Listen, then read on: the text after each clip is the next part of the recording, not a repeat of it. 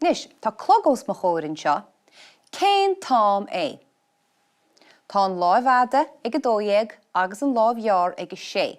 Mar sin tá sean, sé a chlog, wadra weisca, trímas ceanní eile. Cén tám é.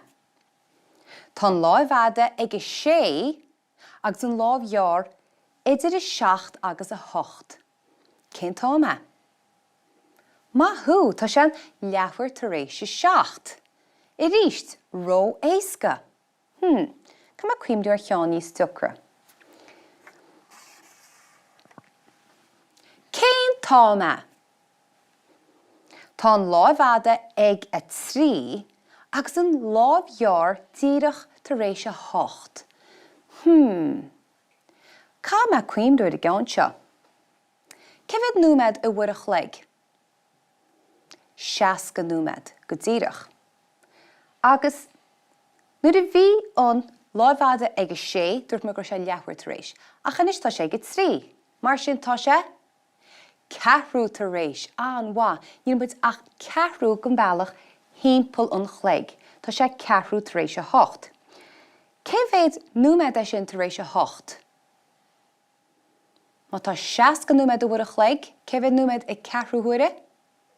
Tá sé 5 númed 10 tar éis 8. An bhá. Gomuid siar go dtíon 8 dasach go bhheicimiid? Tá sé an 8 a chlog, agus bocamuid an láimhfhada 1 4 go bhealach timpeall 4 tar éis 8. Sin 15 númed tar éis 8.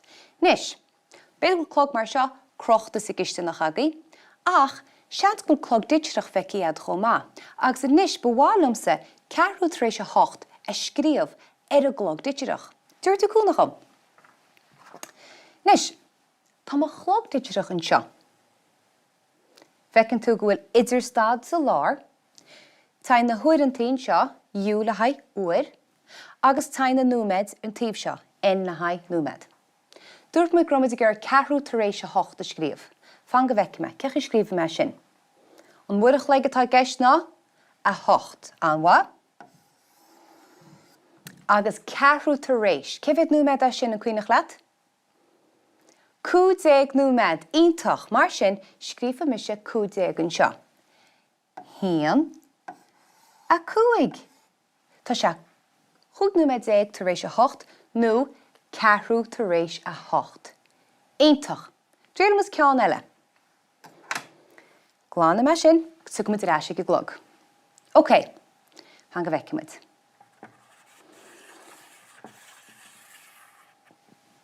Cén tám é. Tá an láimhfhada ag a 3 a ríist, agus an láimheár dírithe tar éis 10. Mar sin, cén tám é. Tá sé an 4 tar éis 10. An bhá.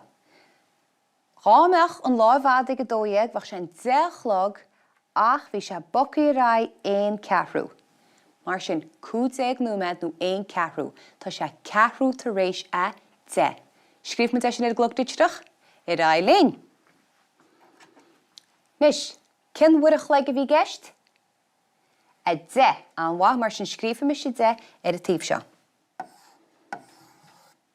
Nis tá idirstad sa lár, cifid númed tar éis 10 a dúirt muid? 15 nó 4 huaire, 15 númed. An bhá. Haon 5. Mar sin, scríomham 4 tar éis 10 ar a gcuí seo. 10, 15, agus idirstad sa lár. Nasú bheith sa cleachtaí ar sin sa mála, casúil ar a glog chu hain agus déileoireacht an tám i scríomh.